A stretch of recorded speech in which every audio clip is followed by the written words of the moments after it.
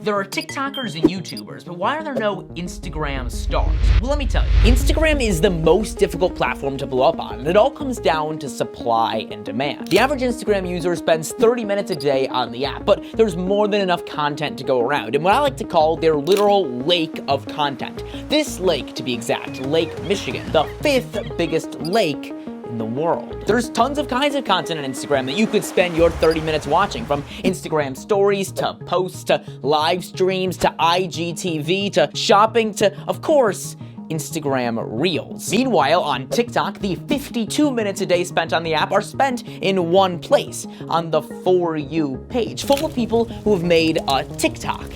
I can't make an Instagram. Sure, Reels has that endless scroll feature reminiscent of the For You page, but it's likely that in the 30 minutes of time you spent on Instagram a day, which is already less than TikTok, you may never even click that Instagram Reels button. I mean, you guys certainly don't. The default on Instagram is the home page, a page that shows you solely your friends' posts and stories, not people you don't follow, making it not only hard for your videos to get views outside of your followers, but for them to even be discovered by anyone. Not to mention that there's no incentive to click on Instagram Reels, even if you want to, because pretty much everything good on Instagram Reels came from TikTok first, a platform that actually incentivizes creators with money, but also quick views and success that, because of a surplus in supply in videos, Instagram just can't provide. When there's more videos, but the same amount of people viewing them, the videos are just gonna get less views each. Instagram's best content comes from companies, not people. Accounts that can pump out content at a rate so fast in such high quantities that it's enough to break through the lake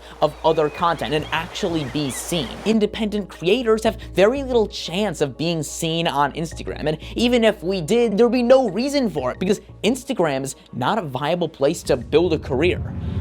But I wanted to test that. As of right now, although it's not perfect, Instagram Reels is still the best option for getting exposure as an influencer. 4.5% of Instagram posts that were served to me in my last experiment when using a logged out Instagram account even had people present in them. And while most Instagram Reels was still stolen content, the majority was actually of people, not objects, even when using a logged out Instagram account. So, using the tips I found from the first video experiment, including using a famous sound in the background of the Reels in order for it to get more views, which you can just lower the volume of all the way down to 0 so you don't actually hear it, but it still tricks the algorithm into thinking it's playing in the background, as well as posting a lot and not wasting time on hashtags that do nothing to help the video. My best bet for Instagram fame is Instagram Reels. So that's the plan. 7 days, 20 Instagram Reels. And in each reel, I'll be answering a question. Stuff that you would never think to search, but as soon as you hear about, you'll be intrigued. Or at least, I hope. Perfect for a platform where nobody searches for content and videos don't have titles. Things like, what's the difference between Britain and England? Or why do beaches have sand? Or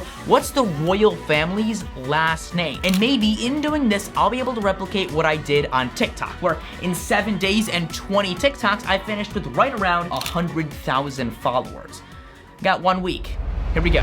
Yeah, it didn't work. So far, I've lost more followers than I've gained. Pretty different than on my first 3 days on TikTok. It kind of makes sense because my account started by being mainly followed by randos at my school who kind of know me in real life, but as soon as I started posting influencer type content, they unfollowed because this isn't what they signed up for. But I kind of expected all the new followers coming in to outweigh those guys, but I guess not. I was starting to doubt if these question videos were even the right idea, so I put one on TikTok and it did pretty well compared to my other ones. Then I thought maybe it was because they were real, so I tried posting an IGTV of my last YouTube video and just a regular post of this YouTube short, but those weren't discoverable either. As many strong arm and fire emojis are appearing in my comment sections from social media gurus alike, I'm not killing it. This is kind of pathetic, but I just noticed something. I can cheat. What if I try paying Instagram to promote my posts? There's a button right there. Let's see what happens. Oh yeah, I'm using this old iPhone 8 because I dropped my new phone in a lake last week while canoeing in Wisconsin. Long story, this works fine. I settled on $30 and promoting this post because it already had 1 million views on TikTok and did pretty well as a YouTube short here on YouTube, so I assumed it would perform well in Instagram's algorithm if I promoted it there too.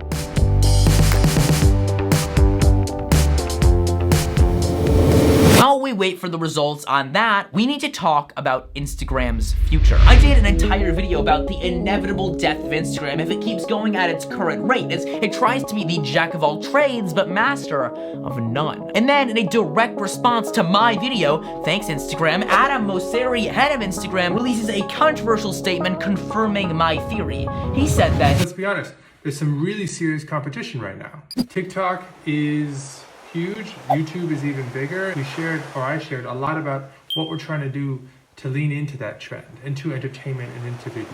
We're no longer a photo sharing app or a square photo sharing app. Which makes sense, since the average Instagram influencer, based on my study, only posts a photo on average every 10.5 days. And well, it's hard to run a full social media platform off of something you only do every once in a while. I mean, I don't want to say I told you so, because I didn't. I was still wrong on one thing. I didn't expect Instagram to actually make a shift to video. Why don't they recognize that they'll never be as good as TikTok, and why don't they just lean into photos, which, while only used every so often, are what drives Instagram, and it's what Instagram does best. It's the only thing really uniquely done by Instagram. Without it, all of Instagram's other features would still exist. Reels creators would switch to TikTok. Stories would switch to Snapchat. Marketers would switch to Facebook Marketplace. IGTV creators would switch to YouTube, but come on, there's no such thing as IGTV creators. But for posts, actual photos taken by photographers,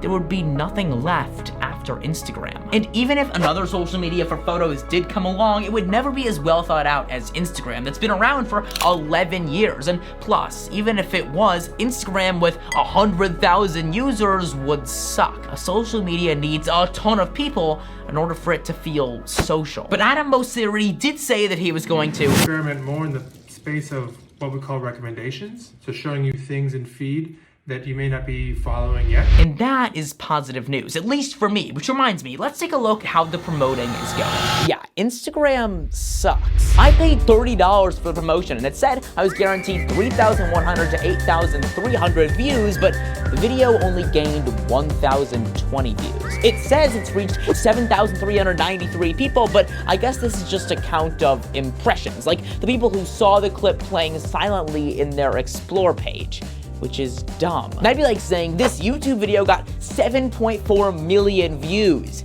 It didn't, but 7.4 million people saw the thumbnail and title. They're not the same thing. 6.9 million, nice, of those 7.4 million people didn't actually click on the video to watch it, let alone remember seeing it in their feed or following me. The same goes for Instagram. So although I may have reached 7,393 people, I only gained 10 followers. That's $3 for every follower. What? Why does anyone use this feature? You'd have to pay $3 million to get to 1 million followers, or $100 million to get to 10 million. Now, granted, that scale's probably not linear, and some posts may do better than others, but considering this one got nearly 1 million views on TikTok, I thought it was pretty good. Maybe not. Although, I know TikTok is now offering this promo feature now too, so maybe I'll try promoting one of my posts on there in a future video. But regardless of how my Instagram journey is going, there are people who have actually made it. They've reached the success that I'm so striving for. Here they are. I'm Alex Stemplesky. I really blew up on TikTok. My content involves me walking up to strangers and asking them to do a photo shoot. You're a photographer, but you don't really put just your pictures on Instagram. You get the Instagram reels of the production process. Why don't you just post the pictures? Because the reach on a photo is abysmal right now. You can reach millions and millions of people through a Reels video, whereas if you post a photo, you're lucky to reach half of your following. So there's no upside with the photo. There's immense upside with the Reels. I think everybody's sleeping on Twitter right now, and I've actually noticed that sometimes I've gotten better reach on Twitter for my photo content than I do on Instagram. 1/10 of the following, I got almost the same amount of reach. Most creators have less followers on Instagram. Do you have any theories on why that is? I think a big part of the reason why we don't have Instagram stars is purely because of UX design. On TikTok, you can go onto a For You page and you're exposed to all these new people. That For You style feed is a gold mine. TikTok is designed from a UX perspective to show you to new audiences. Instagram is not doing that. It just seems to be that Instagram is just always looking for what other social media platforms are doing well and just baking it into their own app. And that's why Instagram is just kind of a mess. Interesting. Now that you know how creators do or don't use Instagram, maybe you want to start doing the same. And if you came to into this video expecting some social media guru to tell you how to blow up, that's not what you got. And you certainly won't get very helpful guys on YouTube telling you about the newest strategy to hijack the Instagram algorithm, so maybe you want to hear from a real expert. That's where Skillshare comes in, the sponsor of today's video. Skillshare is an online learning platform for learning the stuff you want to learn. Skillshare classes are taught by real experts in their field and go through a step-by-step process on how to achieve what they have. Whether it's YouTube success with Marquez Brownlee, photography success with Brandon Wolfel, or Instagram success with Tyson Wheatley, you'll be able to learn from people who know what they're doing. Tyson goes in depth in his class about growing outside of Instagram and Instagramming for brands. But there are way more types of classes on here, from learning to draw to computer science. If you're in the first 1,000 people to click the link in my description, you can get a free 1-month trial. So, Instagram, what now?